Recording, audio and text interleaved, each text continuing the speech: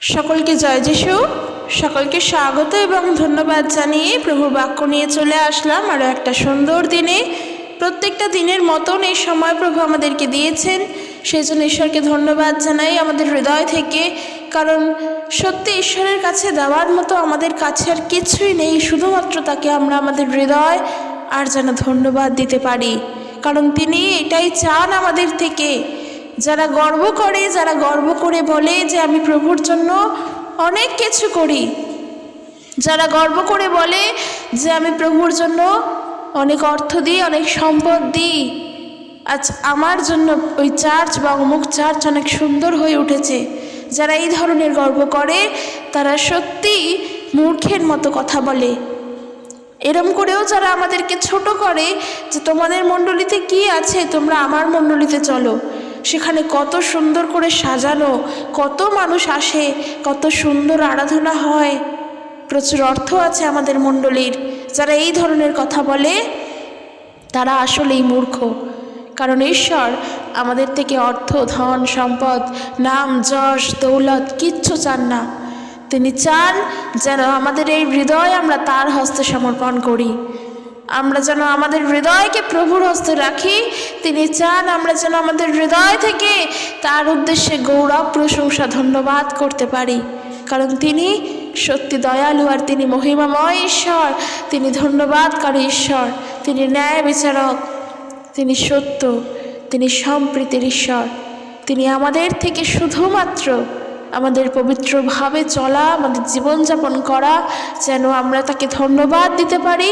আর আমাদের এই হৃদয়কে চান, তিনি আর কোনো কিচ্ছু চান না। প্রভুর উপাসনা করার জন্য আমাদেরকে কোনো সুন্দর জায়গা বেছে নেওয়ার দরকার নেই। তোমার যদি মনে হয় যে তুমি তোমার ভাঙা ছোট্ট ঘরটিতে বসে প্রভুর উপাসনা করবে, তুমি সেখানে বসেই উপাসনা করো। কারণ তুমি যেটা করছো তুমি তোমার হৃদয় থেকে করছো। কিন্তু একটা সুন্দর চার্চে বসে উপাসনা করছো, কিন্তু তোমার যদি মন পড়ে থাকে অন্যদিকে, তাহলেও কোনো উপাসনা করার কোনো মানে হয় না। তাই উপাসনা করার জন্য নির্দিষ্ট কোনো প্রয়োজন নেই জায়গার। যদি তোমার মন তুমি ঈশ্বরের হাতে রাখতে পারো, তাহলেই তুমি উপাসনা করতে পারবে, তার গৌরব করতে পারবে, তার নামের ধন্যবাদ করতে পারবে, তার কাছে প্রার্থনা করতে পারবে। কাজে প্রভুর যিশুর কাছে প্রার্থনা করতে গেলে নিজের হৃদয়কে আগে শুদ্ধ করে তোলো, নিজের হৃদয়কে আগে পরিবর্তন করো। প্রভু যিশুর কাছে প্রার্থনা করা মানে অন্য ধর্মের ঈশ্বরকে ডাকা নয়। বারবার বলি, প্রত্যেক দিন বলি, কারণ আমি জানি এই ভিডিও প্রত্যেক দিন দুজন করে হলেও নতুন মানুষ তোমরা শুনছো, হয়তো একেবারে নতুন কিন্তু শুনছো। তাই জানা দরকার যে প্রভু যীশু খ্রিস্ট আমাদের ধর্মের জন্য নয়, প্রভু যীশু খ্রিস্ট আমাদের হৃদয়ের জন্য। তিনি আমাদের জীবনদাতা ঈশ্বর, তিনি আমাদের ধর্ম নয়, তিনি আমাদের হৃদয় দেখেন। আর সাধারণ মানুষ তার সাধারণ দৃষ্টি দ্বারা একে অপরকে সাধারণ চোখে তার সাধারণ কাজকর্মকে দেখে। কিন্তু ঈশ্বরের দেখা, মানুষের দেখা কোনো দিনের জন্য এক নয়। ঈশ্বরকে নিয়ে চিন্তা করা আমাদের কল্পনাতেও আসে না। আমরা মনে করি আমাদের মতনই তিনিও, একেবারের জন্য নয়। তিনি তার মতন, তিনি কারোর মতো নয়, তিনি সম্পূর্ণ তার নিজের মতন। বরং আমরা তার আদলে সৃষ্টি হয়েছি, তার মতন সৃষ্টি হয়েছি। তাই জন্য বাক্য শিক্ষা দেয়, খ্রিস্টের স্বভাব যেন তোমাদের মধ্যেও থাকে। সত্যভাবে চলো, পবিত্রভাবে চলো, ঈশ্বরের মতো হয়ে ওঠো।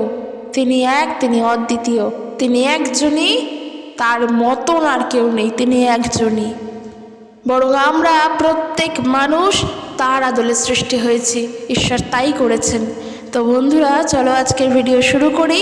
ঈশ্বরকে আরও একটি বার ধন্যবাদ জানিয়ে আজকের যে বিষয় নিয়ে আলোচনা করব, খুবই গুরুত্বপূর্ণ বিষয়। যে আমরা প্রভু যিশুর কথা যখন একে অপরকে বলতে চাই, অনেকে শুনতে চায় না, অনেকে মানতে চায় না।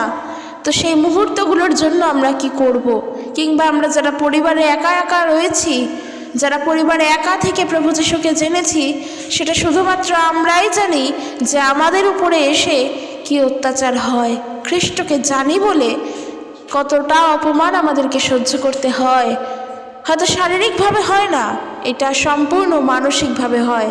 তো আজকের আমরা বাক্য থেকে দেখব, আর সেই বিষয়ে অত্যাচার সহ্য করতে হয় বলেই প্রভুর উদ্দেশ্যে আমরা আরও বেশি করে ধন্যবাদ দেব। বাক্য থেকে দেখব তিমথিওদের প্রতি পত্র, দ্বিতীয় পত্র অর্থাৎ দ্বিতীয় তিমথিও তার 1 অধ্যায় 8 পদ থেকে দেখব। 1 অধ্যায় 8 পদ থেকে সাধু পৌল তিনি কি লিখছেন তিমথিওর উদ্দেশ্যে আমরা একটু দেখব। 1 অধ্যায় 8 পদ থেকে এখানে রূপ আছে, কিন্তু যদি আমরা 1 অধ্যায় 6 পদ থেকে দেখি, সেখানে সাধু পৌল তিনি লিখছেন এরকম: শুধুমাত্র যে তিমথিওর উদ্দেশ্যে এই পত্র তা তো বটেই, কিন্তু আজকের আমরা এখান থেকে শিক্ষা গ্রহণ করব, কারণ ঈশ্বরের বাক্য আমাদের সকলের জন্য। তো আমরা যদি দ্বিতীয় তিমথিও তার 1 অধ্যায় 7 পদ থেকে দেখি, সেখানে বলে দিই তিনি তিমথিওকে লিখছেন যে আমাদের প্রত্যেকেরই মধ্যে বিশেষ বরদান ঈশ্বর দিয়েছেন। আর যদি আমরা মনে করি যে আমাদের মধ্যে বরদান কি, তাহলে বলবো যে বিশ্বাসে আমাদের হৃদয়ে রয়েছে ঈশ্বরের প্রতি, সেই বিশ্বাসকে যেন আমরা আরও পরিপক্ক করে তুলতে পারি, আর সেই বিশ্বাসের ভিতকে যেন আরও শক্ত করে তুলতে পারি। কারণ এই যে বিশ্বাস, আবারও বলছি, এই বিশ্বাস কোনো দিনের জন্য সাধারণ মানুষ তার নিজের মধ্য দিয়ে আসে না। ঈশ্বরকে বিশ্বাস করার জন্য সেই বিশ্বাস ঈশ্বরই তার অনুগ্রহে আমাদের মধ্যে দিয়েছেন।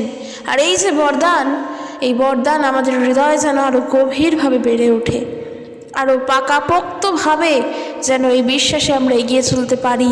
কারণ ঈশ্বরের বাক্য সেখানে বলছে, দ্বিতীয় তিমথিও 1 অধ্যায় 7 পদ, ঈশ্বর আমাদের ভীরুতার আত্মা দেননি, ঈশ্বর আমাদের পরাক্রম, প্রেম এবং আত্মসংযমের আত্মা দিয়েছেন। কাজেই আজকের আমরা পরিবারে একা থেকে প্রভু যিশুকে জানি, আমাদের ভয় পাওয়ার কোনো কারণ নেই। হয়তো মানসিকভাবে দুর্বল, শারীরিকভাবে দুর্বল, কিন্তু ভয় কেন পাবো? কারণ ঈশ্বর তো আমাদের ভীরুতার আত্মা দেননি। ভয় কিসের? আজকের আমি প্রভু যিশুকে জানি, প্রভুর সুসমাচার জানি, আর আমি ভালো করে জানি এই সুসমাচার সেই সুসমাচার যার দ্বারা বা যার মধ্য দিয়ে আমি অনন্ত জীবনের অধিকারী হতে পারবো। আর এই সুসমাচার আজকের আমার কাছে আছে। আমার আর কিসের ভয়? প্রভু যিশুকে বিশ্বাস করেছি, প্রভু যিশু খ্রিস্টের সুসমাচার বিশ্বাস করেছি, আমাদের আর ভয় পাওয়ার কোনো কারণ নেই। কারণ ঈশ্বর আমাদের ভীরুতার আত্মা দেননি। ভয় কখন পায় মানুষ? যখন সে কোনো কিছুর প্রতি দুর্বল থাকে, তখন সে ভয় পায়। আজকের আমরা হয়তো ভূতে বিশ্বাস করি অনেকেই, অবশ্যই ভূত আছে, কারণ দিয়াবল আছে মানেই ভূত, প্রেতাত্মা। তবে এদের আবার আলাদা আলাদা ভাগ আছে, অত ডিটেলস আমি বলছি না। কিন্তু ভূত অর্থাৎ মন্দ শক্তি, তাতে আমরা ভয় পাই। কেন? কারণ তার কার্যকলাপে আমরা ভয় পেয়ে যাই, দুর্বল হয়ে যাই, তখন আমরা ভয় পাই। কিন্তু সত্যি একবার বলো তো, যে ওই মন্দ শক্তির কাছে কি আমাদের ভয় পাওয়ার কোনো প্রয়োজন? দিয়াবলের কাছে কি আমাদের কোনোভাবে ভয় পাওয়া দরকার? কোনোভাবে দরকার নয়। কারণ ঈশ্বর আমাদের ভীরুতার আত্মা দেননি, তিনি আমাদের আত্মসংযমের আত্মা দিয়েছেন, তিনি প্রেমের আত্মা দিয়েছেন, তিনি পরাক্রমের আত্মা দিয়েছেন। তাই আজকের একা যদি খ্রিস্টেতে থাকি, আমার পরিবার আমার বিরুদ্ধে কি স্টেপ নেবে? পুলিশে গিয়ে, থানায় গিয়ে কমপ্লেন করে আসুক, যা খুশি করুক, আমাকে বাড়ি থেকে বার করে দিক, কিন্তু প্রভু যিশুতে যখন বিশ্বাস করা শুরু করেছি, এটা জেনে রাখবে যে তোমার মধ্যে যেন কোনো রকমের ভয় না থাকে। কারণ ঈশ্বর তোমাকে একটা সুন্দর আত্মা দিয়েছেন, এই আত্মা প্রত্যেকের আছে। আর যারা প্রভু যিশুকে জানে, তাদের মধ্যে সেই আত্মা প্রেমের সঙ্গে চলে, শান্তভাবে চলে, ধৈর্যের সাথে চলে, ভয়ের সাথে নয়। কারণ ঈশ্বর আমাদের ভীরুতার আত্মা দেননি। তাই খ্রিস্টেতে থেকে প্রভু যিশুর কথা মানুষকে বলতেও যেন ভয় না পাই। কিসের জন্য ভয় পাবো? আমরা পড়বো এরপর দ্বিতীয় তিমথিও 1 অধ্যায় 8 পদ থেকে। সেখানে সাধু পৌল তিনি অতীব সুন্দর করে লিখছেন, সত্যি ঈশ্বর তাকে অসংখ্য অসংখ্য অনুগ্রহ করেছেন, আশীর্বাদ করেছেন। সত্যি তিনি কত সুন্দরভাবে প্রভুর বাক্যকে, প্রভু যিশুকে আমাদের কাছে দেখিয়েছেন। তো এখানে বলে রাখি, এটা মনে করো না যে তিনি নিজের কথা নিজের মতো করে লিখে গেছেন, একেবারে নয়, গল্প কথা নয়। কারণ ঈশ্বর তার নিজের কাজ করানোর জন্য তার প্রেরিতদেরকে সঠিক সময় ব্যবহার করেন। ঈশ্বর যাকে যেমন করে মনোনীত করে কাজ করতে চান, ঈশ্বর তাকে সেইভাবে ব্যবহার করেন। পবিত্র আত্মার সাহায্যে আমরা সব কিছু করছি, কোনো মানুষ আমরা নিজের ইচ্ছায় কিছুই করছি না। এই যে আমি এখন তোমাদের সঙ্গে কথা বলছি, প্রভুর কথা, মনে করছো আমি নিজের মতন করে বলছি, হতে পারে, কিন্তু এই যে মতন করে বলছি আমাকে তো কেউ সাহায্য করছে, আমাকে ঈশ্বরের বাক্যই সাহায্য করছে, অর্থাৎ প্রভু যিশু, পবিত্র আত্মা, তিনি আমাকে সাহায্য করছেন। নাহলে ঈশ্বরের ইচ্ছা না থাকলে, পবিত্র আত্মার সাহায্য না থাকলে প্রভুর উদ্দেশ্যে একটা লাইনও তুমি বলতে পারবে না। আজকের যা করছি, যেটা করছি, প্রভুর জন্য করছি, প্রভু করাচ্ছেন বলে করছি। আর সেই জন্য অবশ্যই বাক্য বলার আগে, বাক্য পড়ার আগে আমাদের প্রার্থনা করতে হবে। না হলে হয়তো এরকমও হয় যে জগতে অনেক ভণ্ড শিক্ষকেরা রয়েছে, তারাও এত সুন্দর করে, এত মাধুর্যতার পূর্ণতায় কথা বলবে যেন মনে হবে তারাও পবিত্রতার সাহায্যে কথা বলছে, কিন্তু না, তাদেরকে চিনে নিতে হবে। সেই জন্য প্রার্থনা করা দরকার যে প্রভু, সঠিক আত্মাকে চেনার বা বোঝার ক্ষমতা তুমি আমাকে দাও, আমি যেন মানুষকে চিনি তারপর বুঝতে পারি। না হলে তো আমি ভালো খারাপ উভয়কেই বিশ্বাস করে নেব। কিন্তু ভণ্ডদের থেকে দূরে থাকো। যেখানে বলছে প্রভু যিশুকেও বিশ্বাস করা যায়, আবার মূর্তি পূজাও করা যায়, সেটা ভ্রান্ত। যেখানে প্রভু যিশু সম্পর্কে কম কিন্তু আরও অন্যান্যদের সম্পর্কে সব থেকে বেশি আলোচনা করা হয়, সেখানে ভ্রান্তদের পথে চলছে। যারা সুসমাচার বিশ্বাস করে না তারা ভ্রান্ত। যারা ট্রিনিটি, তৃত্ব ঈশ্বর, পিতা, পুত্র, পবিত্র আত্মাকে স্বীকার করে না, তারা ভ্রান্ত পথে চলছে। যেখানে প্রভু যিশুর গৌরব হয়, সত্যভাবে তার আরাধনা হয়, যে তিনি আছেন, তিনি ছিলেন, তিনি থাকবেন, তিনি চিরকালীন, তিনি সর্বশক্তিমান। পবিত্র আত্মার সাহায্যে আজকের আমরা বেড়ে উঠছি। যারা এই সমস্ত বিশ্বাস করে, যারা ঈশ্বরের বাক্য বিশ্বাস করে, বাইবেল বিশ্বাস করে, তারা সত্য, তাদের পথে আমাদেরকে চলতে হবে। যেখানে বলছে পবিত্রভাবে জীবনযাপন করো, সেই কথা আমাদেরকে শুনতে হবে। তাই সবার কথাকে যেন বিশ্বাস করে যেন গুলিয়ে না ফেলি, এটা মাথায় রাখতে লাগবে। তাই ঈশ্বরের সাহায্যে আমাদের সব কিছু করতে হবে। তিনি যেমনটা চান আমাদেরকে সেই মতন করেই চলতে হবে, আর তার জন্য আমাদের প্রার্থনা করা খুবই গুরুত্ব। তো দেখব যে বিষয় যা ছিল যে আমরা পরিবারে একা থেকে প্রভুর পথে চলব কি করে। তো দেখো, 2 তিমথিও তার 1 অধ্যায় 8 পদ থেকে বলছে, তাই আমাদের প্রভু যিশুর কথা লোকেদের কাছে বলতে লজ্জা পেও না। সুসমাচার প্রচার করবো কি করে? প্রভু যিশুর কথা বলতে লোকেদের কাছে লজ্জা পেও না। যে যিশুর কথা বলবো তারা কিভাবে নেবে? দূর, যিশুর কথা বলে কি হবে, আমি তো বিশ্বাস করি, ব্যাস ততটুকুনি ঠিক আছে। না, যিশুর কথা বলতে আমরা একে অপরের কাছে যেন লজ্জা না পাই। বলছে আমার বিষয়েও লজ্জাবোধ করো না। যেহেতু সাধু পৌল তিনি লিখছেন তিমথিয়ের উদ্দেশ্যে, তাই তিনি বলছেন যে তার বিষয়ে কথা বলতেও যেন লজ্জাবোধ না হয়। তিনি বলছেন আমি তো প্রভুর জন্য কারাগারে আছি। তিনি তো জেলেও বন্দী হয়েছিলেন। সাধু পৌল, তাকে তো জেলেও পর্যন্ত বন্দী করা হয়েছে সে খ্রিস্ট বিশ্বাসী বলে। আর আজকের আমরা চিন্তা করছি যে আমি আমার পরিবারে প্রভুকে একা জানি, আমার পরিবার আমার বিরুদ্ধে কী স্টেপ নেবে। সাধু পৌল বলছে আমি জেলেও কারাগারে আছি প্রভুর জন্য, কারাগারে বন্দিও আছি, তাই ভয় পাবো না। তিনি তো ভয় নেই, বরং তিনি কারাগারে থেকে তিনি বলছেন আমি কারাগারে আছি। ঈশ্বরের উপরে তার ভরসা আছে, বিশ্বাস আছে, কারণ তিনি জানেন যে ঈশ্বর আমাদের ভীরুতার আত্মা দেননি। আর যেই কারণে ঈশ্বর আমাদের ভীরুতার আত্মা দেননি, সেই জন্য আমরা প্রভুতে আরও স্ট্রংলি চলতে পারবো। দেখো, এরপর বলছে 2 তিমথিও তার 1 অধ্যায় 8 পদেই সাধু পৌল তিনি বলছেন আমি তো প্রভুর জন্য কারাগারে আছি, কিন্তু সুসমাচারের জন্য তুমি আমার সঙ্গে দুঃখ ভোগ করো। ওই কাজ করার জন্য ঈশ্বরই আমাদের শক্তি দেন, যেন প্রভুর সুসমাচার প্রচার করতে পারি। আর তাতে যদি মানুষ আমাদেরকে দুঃখ দেয়, তার জন্য যদি ক্লেশে পড়তে হয়, তাহলে সেই সময় যে শক্তি আমরা পাই তা আমাদেরকে ঈশ্বর প্রদান করেন। কারণ আমরা তার কাজের জন্য বেরিয়েছি, আমরা তার কাছের জন্য, তার নামের গৌরবের জন্য মানুষের কাছে দুঃখ ভোগ করছি। তাহলে যিনি শক্তিদাতা, যিনি শক্তিমান, যিনি আমাদেরকে শান্তি দেন, শক্তি দেন, তিনিই তো আমাদের রক্ষা করবেন, তিনিই তো প্রোটেক্ট করবেন। তাহলে আমাদের আত্মা কেন ভয় পাচ্ছে? কেন আমরা ভীরুতার সাথে চলবো?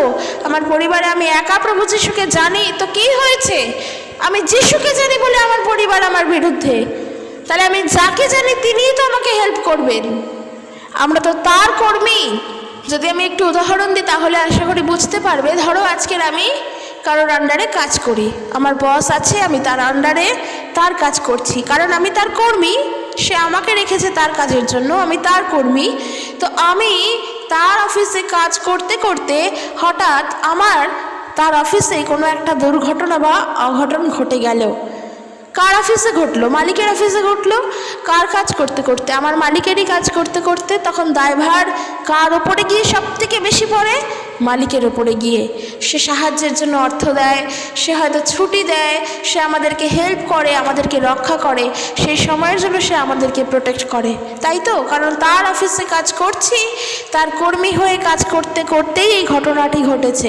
সিমিলারলি যদি চিন্তা করে দেখো, আমরা ঈশ্বরের অনুমোদিত কর্মী হওয়ার জন্য আপ্রাণ চেষ্টা করছি, তাহলে যখন তার কর্মী হয়ে ওঠার জন্যই চেষ্টা করছি, তার কর্মী হয়ে ওঠার জন্যই জীবনে চলছি, তখন আমরা তারই বাক্য প্রচার করছি, তার নামের গৌরব করছি, তার সুসমাচার প্রচার করছি, তার রাজ্যের নামকে বিস্তার করছি, তাই তো? কারণ কর্মী আমরা ঈশ্বরের, পবিত্রভাবে জীবনযাপন করছি। তাহলে আমাদেরকে শক্তি প্রদান কে করবেন যদি সেই সময় আমাদের জীবনে সব থেকে দুঃখ কষ্ট আসে? আমাদের জীবনে যদি তার নাম প্রচার করতে যাওয়ার জন্য ক্লেশ আসে, সেই সমস্যার জন্য শক্তি প্রদান তিনিই করেন। আর এই যে ক্লেশ আসে, এই ক্লেশটা আসবে। খ্রিস্টের নাম যখন প্রচার করতে যাই, পরিবারে থেকে যদি একা প্রভু যীশু খ্রিস্টকে জানি, তবে এইটুখানি জেনে রাখো যে আমাদের জীবনে দুঃখ যন্ত্রণা তার জন্য আসবেই আসবেই। তুমি যদি তোমার পুরো পাড়ার মধ্যে তোমার সম্পূর্ণ পরিবার খ্রিস্টতে থাকো, তাহলেও তোমার বিভিন্নভাবে তোমার পাড়ার থেকেই নির্যাতন আসবে, কারণ প্রভু যিশুকে জানো বলে। কারণ এই সমাজ খ্রিস্টকে মেনে নেয়নি, এই জগৎ খ্রিস্টকে বিশ্বাস করে না। দেখো এখানেই বলছে যে, কিন্তু সুসমাচারের জন্য তুমি আমার সঙ্গে দুঃখ ভোগ করো। সাধু পৌল তিনি তিমথিওকে বলছেন তার দ্বিতীয় পত্রে। আর ওই কাজ করার জন্য ঈশ্বরই আমাদের শক্তি দেন।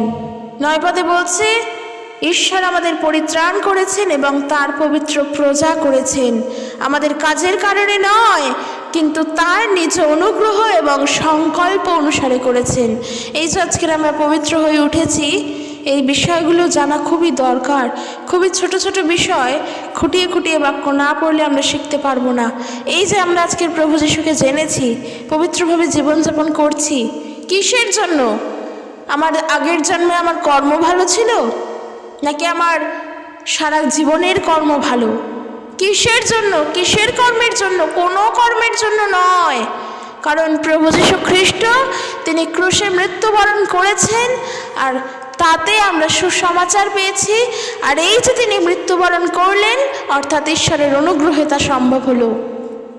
তবে এখানে আমাদের ক্রেডিট কি রইল? কোন কালে কি কর্ম করেছি আমরা? ঈশ্বরের বাক্য বলছে, পৃথিবীতে একজন মানুষও নেই যে বলতে পারবে যে আমি ধার্মিক। অর্থাৎ প্রত্যেকে পাপী, প্রত্যেকে পাপ কাজ করেছি, আমরা প্রত্যেকে অধার্মিক, আমরা ঈশ্বরবিহীন হয়েছি। তাহলে আমাদের ভালো কাজটা কোথায় রইল? তাই বাক্য বলছে যে আমাদের নিজস্ব কোনো হিতকর সংকল্পের জন্য আজকের আমরা ঈশ্বরের অনুগ্রহকে পাইনি। কারণ ঈশ্বর প্রেম করেছিলেন, ঈশ্বর ভালোবেসেছিলেন বলে তার দয়া পেয়েছি, তার অনুগ্রহ পেয়েছি। এটা ঈশ্বরের ইচ্ছা, এটা মানুষের নিজস্ব কোনো ক্রেডিট নয়। আর আজকের আমরা ঈশ্বরে পরিত্রাণ প্রাপ্ত হয়েছি। বিশেষ করে তো এটা আমাদেরকে জানতেই লাগবে যে আমাদের কোনো ভালো কর্মের জন্য বা কার্যের জন্য আমরা পরিত্রাণ প্রাপ্ত নই। ঈশ্বরের অনুগ্রহ না পেলে, ঈশ্বরের দয়া, ঈশ্বরের করুণা না পেলে আমরা কিছুই করতে পারতাম না। আমরা ঈশ্বরকে বিশ্বাস করেছি, প্রভু যীশু খ্রিস্টকে বিশ্বাস করেছি, আমরা তাতে পরিত্রাণ প্রাপ্ত হয়েছি। আর সম্পূর্ণ এটা ঈশ্বর তার নিজ ইচ্ছা অনুসারে করেছে, এখানে মানুষের কোনো হাত নেই।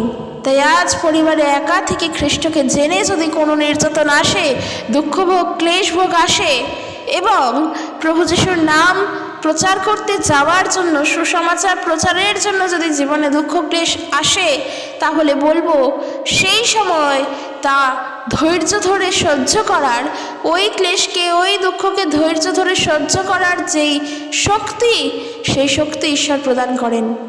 সেই শক্তি ঈশ্বর প্রদান করেন। জগৎবাসী হয়তো তার সাধারণ চোখে দেখলে বলতেই পারে যে, যারা একটু বিশ্বাস করে প্রভুকে, তারা বলতেই পারে যে যিশুকে বিশ্বাস করব তো তার জন্য কেন মার খাবো, আর তিনি তো খারাপ নয়, তিনি তো ভালো, আর আজকের যদি তার কাজের জন্য আমি মার খাই, কেন আমি চুপ করে সহ্য করব। কিন্তু তারা এটুকুনি জানে না, বাক্য আমাদেরকে শেখাচ্ছে না যে আমরাও আমাদের ঔদ্ধত্য দেখাই। তার মানে এটাও বাক্য বলছে না যে আমরা বোকা, একেবারে এর জন্য নয়। ঈশ্বরের বাক্য প্রভু যিশু তিনি বলছেন আমরা যেন সর্পের মতো চতুর আর পায়রার মতো অমায়িক হতে পারি। কিন্তু ঈশ্বরের বাক্য এও শেখায় যেন আমরা অযথা বাক্য নিয়ে তর্ক বিতর্ক, বাকদণ্ডা, বিতণ্ড, যুদ্ধ, লড়াই, বিদ্বেষ যেন না করি। কারণ বাক্য সত্য, আর সত্যকে নিয়ে যখন আমি লড়াই করি তখন আমার দিক থেকেই যেন সত্য কোনোভাবে কলুষিত হয়ে যায়। বাক্য এটাও শেখায় যেন আমরা নতুন নম্রতায় চলি, কারণ ঈশ্বর আমাদেরকে ভীরুতার আত্মা দেননি। তাই জীবনে একা থেকে খ্রিস্টকে জানি, কিংবা পুরো পাড়াতে একা থেকে খ্রিস্টকে জানি, কোনো ভয় নেই। আমি তো নততায় চলছি, প্রভু যিশুকে জেনে সত্যের পথে চলছি, আর এই যে প্রভু যিশুকে জেনেছি, তাকে বিশ্বাস করেছি, সমগ্রটা ঈশ্বর আমাদেরকে দান করেছেন। তুমিও যদি বিশ্বাস করো, তুমিও পরিত্রাণ পাবে। এখানে তোমার নিজস্ব কোনো ভালো কর্ম, খারাপ কর্ম, কোনো কর্মের কিছু বিষয়ই আসে না। কর্ম বলে কিছুই হয় না। কোনো মানুষই পবিত্র নয় যে সব সময় সে ভালো কর্ম করে এসেছে। বাক্য বলছে আমরা প্রত্যেকে আমরা অধার্মিক, কারণ আমরা ঈশ্বরের অবাধ্য হয়েছিলাম। এই পৃথিবীতে একজনও নেই যে কিনা সত্য একেবারে পবিত্র যদি কেউ হয়ে থাকেন, তিনি প্রভু যীশু খ্রিস্ট, আর কেউ নেই। কারণ আমাদের প্রত্যেকের মধ্যেই কম বেশি ভুল কাজ, পাপের কাজ একবার হলেও আছে। পবিত্র কেউ নেই, কিন্তু খ্রিস্ট তিনি ছিলেন সম্পূর্ণ পবিত্র, তার জন্মটুকুও পবিত্রভাবে। তাই যখন আমরা তাকে জেনেছি, তার সুসমাচারকে পেয়েছি, যেন আমরা সেই সুসমাচারের মধ্য দিয়ে হাঁটতে পারি। কারণ বাক্য বলছে 1 অধ্যায় 2 তিমথেয় 1 অধ্যায় 10 পদ, যে কিন্তু সেই অনুগ্রহ আমাদের ত্রাণকর্তা প্রভু যীশু খ্রিস্ট না আসা পর্যন্ত প্রকাশিত হয়নি। যিশু এসে সেই মৃত্যুকে শক্তিহীন করলেন এবং তার সুসমাচারের মাধ্যমে জীবনের ও অমরতার পথ দেখালেন। অর্থাৎ এখান থেকে এটাই বোঝা যায়, ঈশ্বর তার অনুগ্রহ শুধুমাত্র নূতন নিয়মে করেননি। যখন তিনি সৃষ্টি করলেন, সেই পুরাতন নিয়ম থেকে ঈশ্বরের ইচ্ছা, ঈশ্বরের দয়া, ঈশ্বরের অনুগ্রহ আছে যেন আমরা পরিত্রাণ প্রাপ্ত হই। প্রত্যেকের জন্য ঈশ্বর চিন্তা করেছেন যেন প্রত্যেকটা মানুষ পরিত্রাণ প্রাপ্ত হয়। আর এই জিনিস শুধুমাত্র নূতন নিয়মে তা নয়, পুরাতন নিয়মে, পুরাতন সময়েও ঈশ্বরের ইচ্ছা বহুদিনের, কিন্তু এই ইচ্ছা প্রকাশ হয়নি যতদিন না প্রভু যীশু খ্রিস্ট আমাদের পৃথিবীতে এসেছেন। তাই যদি মানুষের কাছে প্রভুর নাম প্রচার করতে গিয়ে মানুষ এরকম তর্ক করে যে তোমাদের যীশু খ্রিস্টের হঠাৎ করে 2000 বছর আগে, বা তোমাদের ঈশ্বরের হঠাৎ করে 2000 বছর আগেই কেন মনে হলো যে মানুষকে পরিত্রাণ করা দরকার, আমাদেরকে এরকম প্রশ্নের দ্বারা দিয়াবল কিন্তু বিভিন্নভাবে ফাঁদের মধ্যে ফেলতে পারে। আমরা জানি, আমরা কেউই কিন্তু অজ্ঞাত নই দিয়াবলের ফাঁদের বিষয়, সবাই আমরা জানি। তাই সেই সময় দাঁড়িয়ে যেন যথাযথ উত্তর আমরা দিতে পারি। এই যে এখান থেকে শিখলাম, এই জন্য বাক্য পড়তে হবে যে প্রভু যীশু খ্রিস্ট 2000 বছর আগে এসেছেন ঈশ্বরের ইচ্ছায়, কিন্তু তার মানে এইটা নয় যে খ্রিস্ট তিনি আগে ছিলেন না, প্রথম বিষয়। আর দ্বিতীয় বিষয়, হঠাৎ করে 2000 বছর আগেই যে শুধুমাত্র ঈশ্বরের ইচ্ছা গজিয়ে উঠেছে এমনটাও নয়। কারণ ঈশ্বরের ইচ্ছা না হলে 2000 বছর পূর্বের মানুষজন কোনো কাজ করতে পারতো না। আমরা যা করছি, প্রত্যেক মনুষ্য জাতির প্রত্যেকটা মানুষ, সে যেই হও না কেন, পৃথিবীর যেই প্রান্ত থেকে যেই যেমনই হোক না কেন, আমরা যা করছি সবটা ঈশ্বর করাচ্ছেন বলে করছি, তার ইচ্ছা অনুযায়ী চলে করছি। আর যারা মন্দ কাজ করছে তারা কোনোদিনের জন্য ঈশ্বরের ইচ্ছায় চলে না, কারণ তারা জানেই না ঈশ্বরের ইচ্ছা কি, ঈশ্বর কে, তারা জানতে চায়ই না। তো যাই হোক, যেটা বিষয় ছিল যে ঈশ্বর প্রভু যীশু খ্রিস্টকে এই পৃথিবীতে পাঠালেন, তিনি আসলেন, তিনি আমাদের জন্য মৃত্যুর শক্তিকে শক্তিহীন করলেন, তার সুসমাচার আমরা পেলাম, তারপর ঈশ্বরের অনুগ্রহ কিন্তু আমাদের কাছে প্রকাশ হলো। অর্থাৎ যতদিন না প্রভু যীশু খ্রিস্ট এই পৃথিবীতে এসেছেন ততদিন আমরা ঈশ্বরের অনুগ্রহ সম্পর্কে বুঝিনি। আগেকার সময় দেখো, পুরাতন চুক্তিতে মানুষ তার পাপের জন্য ঈশ্বরের কাছে অনুতপ্ত ছিল, কিন্তু তারা পাপের জন্য বলি হিসেবে পশুর রক্ত নিয়ে যেত। সব থেকে বড় বিষয়। আর আজ নতুন নিয়মে যখন দেখলাম আমাদেরকে আমাদের পাপ ক্ষমার জন্য কিছুই ঈশ্বরের কাছে নিতে লাগে না, শুধুমাত্র আমাদের নিজেদের অনুতপ্ত হৃদয় নিয়ে যেতে লাগে যেন আমরা ক্ষমা পাই। তাহলে আমরা ক্ষমা পাওয়ার জন্য শুধু নিজেদের অনুতপ্ত হৃদয় নিয়ে যাচ্ছি, আর পুরাতন সময় কেন তারা রক্ত নিয়ে যেত? তাহলে আমাদের জীবনে কি রক্তের দরকার নেই? আছে তো, সেই তো খ্রিস্ট, তিনিই তো তার পবিত্র রক্ত ঝরালেন বলে আজকের এই পথ আমাদের জন্য খুললো। আর এই সম্পূর্ণটা প্রকাশ হয়েছে যখন খ্রিস্ট আমাদের পাপের জন্য এই পৃথিবীতে জন্মগ্রহণ করলেন এবং আমাদের পাপের জন্যই তিনি মৃত্যুবরণ করলেন। অর্থাৎ ঈশ্বরের ইচ্ছা বহুদিনের যেন আমরা পরিত্রাণ পেতে পারি। তাই মাথায় রাখা দরকার, সেই সর্বশক্তিমান ঈশ্বরের আরাধনা আমরা করি। কিসের ভয় পাবো? কেন ভয় করব? কেন ভয়ের সাথে চলবো? কেন মানুষকে প্রভুর কথা শেয়ার করব না? কেন লজ্জা পাবো? যিশুর জন্য কিসের লজ্জা? কোনো লজ্জা, কোনো ভয়, কোনো কিচ্ছু আমাদের নেই। কারণ প্রভু যীশু খ্রিস্ট তিনি অপমানিত হয়েছেন, তিনি লজ্জা বোধ করেননি। তাকে অপমান করা হয়েছে, তার গায়ে থুতু ছেটানো হয়েছে, তিনি লজ্জা পাননি। আমাদের লজ্জাটা কিসের? কোনো লজ্জা যেন না থাকে। আর বলছে দেখো, যিশু এসে সেই মৃত্যুকে শক্তিহীন করলেন এবং তার সুসমাচারের মাধ্যমে জীবনের এবং অমরতার পথ তিনি দেখালেন। আর সেই সুসমাচার প্রচার করার জন্য সাধু পৌল বলছেন তিনি আমাকে মনোনীত করলেন, আমাকে প্রেরিত রূপে, সেই সুসমাচারের শিক্ষক রূপে মনোনীত করা হলো। সেই সুসমাচার প্রচার করি বলে আমি কষ্ট ভোগ করছি, কিন্তু তাতে আমি লজ্জাবোধ করি না। যাকে আমি বিশ্বাস করেছি তাকে আমি জানি, তিনি হলেন খ্রিস্ট। তিনি যে কি সেটা যারা বিশ্বাস করেছে সেটা তারাই জানে, জগৎ তা বুঝবে না। সাধু পৌল তিনি আরও বলছেন, তিনি যা কিছুর ভার আমার উপর তুলে দিয়েছেন তা যে তিনি সেই মহাদিনটি পর্যন্ত অপেক্ষা করতে পারেন এই বিষয়ে আমার কোনো সন্দেহ নেই। তাই বলছে যে যেই ভার, যে দায়িত্ব ঈশ্বর আমাকে দিয়েছেন তা আমি যথাযথভাবে পালন করছি, কারণ এই ভার, এই দায়ভার ঈশ্বর আমাকে দিয়েছেন। কারণ আমি কাকে বিশ্বাস করি, কাকে বিশ্বাস করেছি পৌল বলছেন সেটা আমি জানি। তাই জন্য তো আর আমাদের ভয় পাওয়ার দরকার নেই। 13 পদে বলছে সাধু পৌল তিমথিওকে, তুমি যে সত্য শিক্ষা আমার কাছ থেকে পেয়েছো সেই অনুসারে চলো। খ্রিস্ট যিশুতে যে ভালোবাসা ও বিশ্বাস আমাদের মধ্যে আছে তা যেন দৃঢ়ভাবে ধরে রাখতে পারি। বলছে ওই সব শিক্ষা আমাদের সামনে একটা দৃষ্টান্ত স্বরূপ হয়ে থাকবে। তাই জন্য বলছে যেই মূল্যবান সত্য, যা মূল্যবান সত্য আমাদের অন্তরে আছে, আমাদের হাতে তুলে দেওয়া হয়েছে, আমাদের কাছে প্রচার করা হয়েছে, আর সেই মূল্যবান সত্যকে আমরা যেন আমাদের হৃদয়ে সুদৃঢ়ভাবে ধরে রাখতে পারি। আর বলছে কি, ওই মূল্যবান সত্য যেন আমাদের হৃদয়ে বসবাসকারী পবিত্র আত্মার সাহায্যে রক্ষা করতে পারি। অর্থাৎ সাধু পৌল কিন্তু তিনি কোনো কিছুই বাদ দিচ্ছেন না। তিনি বলছেন আমাদের হৃদয়ে বসবাসকারী পবিত্র আত্মার সাহায্যে যেন সেই সত্য যা কিনা ঈশ্বরের কাছে এতদিন গুপ্ত ছিল, আর প্রভু যীশু খ্রিস্ট তিনি এই পৃথিবীতে আসার পর, ক্রুশে মৃত্যুবরণ করার পর আমরা তা পেলাম আর ঈশ্বর প্রকাশ করলেন, সেই বিশ্বাসকে যেন আমরা পবিত্র আত্মার সাহায্যে রক্ষা করতে পারি। অর্থাৎ আমাদের প্রত্যেক বিশ্বাসের হৃদয়ে পবিত্র আত্মা বাস করেন, এ কথা সাধু পৌল আমাদেরকে আবারও শিক্ষা দিলেন। তাই আমাদের ভয় কিসের? কিসের ভয় আমাদের? প্রভু যীশু খ্রিস্ট তিনি আজকের নয়, তিনি সৃষ্টির আদি থেকে রয়েছে। ঈশ্বর তো সৃষ্টি করেছেন পৃথিবী এবং এই আকাশ, গাছপালা, নদ নদী, সব কিছু, সবটাই তো ঈশ্বরের।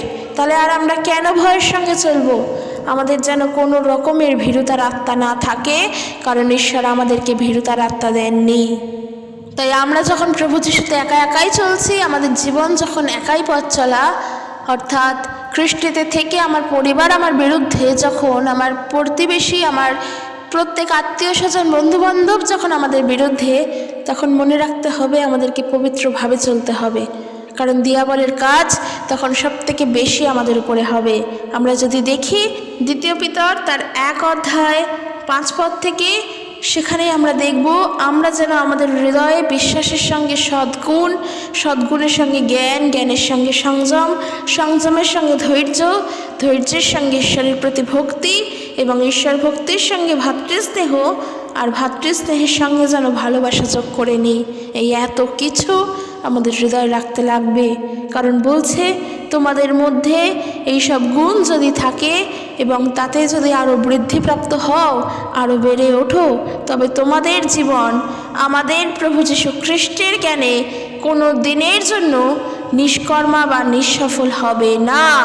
অর্থাৎ খ্রিস্টতে চলতে চলতে যদি এই সমস্ত গুণগুলো আমাদের হৃদয়ে স্থাপন করে নিতে পারি এবং আরও দৃঢ়তার সঙ্গে এই সমস্ত কিছুর মধ্য দিয়ে চলতে পারি, তবে জানবে সত্য ঈশ্বর আমাদের সপক্ষে, তিনি আমাদের সপক্ষেই, কারণ আমরা পবিত্রতায় চলছি। আমার বিরুদ্ধে যারা যাচ্ছে, আমি তো জানি তারা কি করছে, কারণ আমি কাকে বিশ্বাস করেছি সেটা আমি জানি। এই বিষয়টা মাথায় রাখা দরকার, কারণ আমরা পবিত্রতায় চলছি, আমরা কাউকে অপমান করছি না, বরং আমরা খ্রিস্টের জন্য অপমানিত হচ্ছি। সত্য কি তা তো আমরা জানি। তাই চিন্তা করো না, চিন্তার কোনো কারণ নেই, কারণ এইভাবে যদি বৃদ্ধিপ্রাপ্ত হই, খ্রিস্টের থেকে যদি এভাবেই বেড়ে উঠি, তাহলে খ্রিস্টের প্রতি কোনো কিছুই আমাদের নিঃসফল বা নিষ্কর্মা হবে না।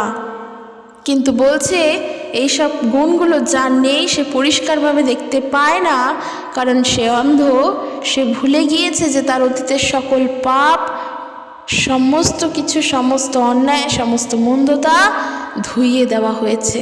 কিসের দ্বারা? ক্রুশীয় রক্তের দ্বারা। প্রভু যীশু খ্রিস্টের রক্তের দ্বারা ধৌত করা হয়েছে, সূচি করা হয়েছে। কিন্তু আমরা প্রভু যীশু খ্রিস্টকে নিজের পরিত্রাতা বলে গ্রহণ করেছি, নিজের মুক্তিদাতা বলে গ্রহণ করেছি। আমরা আর বিপথে হাঁটছি না, বিপথে চলছি না। আর তার জন্যই যদি আজকের আমাকে পরিবারের থেকে আঘাতপ্রাপ্ত হতে হয়, ধৈর্যের সঙ্গে থাকো, জানবে সেটা প্রভুর জন্য হচ্ছে। আর এই যে বলল যে এই ধৈর্যের সঙ্গে ভক্তি, এই সমস্ত গুণগুলো যদি থাকে, তবে জানবে খ্রিস্টতে তুমি যা করছো তা কোনো দিনের জন্য নিষ্ফল হবে না। তুমি এর উত্তর পাবে, প্রভু আছেন। তাই আমাদের উচিত প্রভুতে আমরা যেন স্থিরভাবে, দৃঢ়ভাবে নিজেদের হৃদয় বিশ্বাসকে এগিয়ে নিয়ে চলতে পারি, কারণ ঈশ্বর তার গুপ্ত সত্যকে, সেই খ্রিস্ট যিশুকে আমাদের কাছে প্রকাশ করেছেন, যেন তার দ্বারা আমরা পরিত্রাণ প্রাপ্ত হই। আর তার কথা বলতে যেন লজ্জা না পাই, কারণ আমরা তাকে লজ্জা পেলে একসময় তিনিও আমাদের লজ্জা পাবেন। আর আজকের যদি তাকে আমরা লজ্জা পেয়ে অস্বীকার করি, তিনিও আমাদেরকে অস্বীকার করবেন। তাই ঈশ্বরের সঙ্গে সত্যভাবে চলো, ঈশ্বরের সত্য পথে এগোও, প্রভুর জন্য যেন সঠিকভাবে এগোতে পারি, এই প্রার্থনাই প্রভুর কাছে করি। তো বন্ধুরা, চলো আজকের ভিডিও এখানে শেষ করছি। দেখা হবে একটি নেক্সট ভিডিও নিয়ে। ঈশ্বর ততক্ষণ প্রত্যেককে আশীর্বাদ যুক্ত করুক। ঈশ্বরের আপন বাক্যে প্রত্যেকে আশীর্বাদ প্রাপ্ত হও। সকলকে জয় যিশু। ভিডিওটি ভালো লাগলে শেয়ার করো, কারণ আবারও বলবো সকলকে জানতে লাগবে। জয় যিশু। Praise the Lord.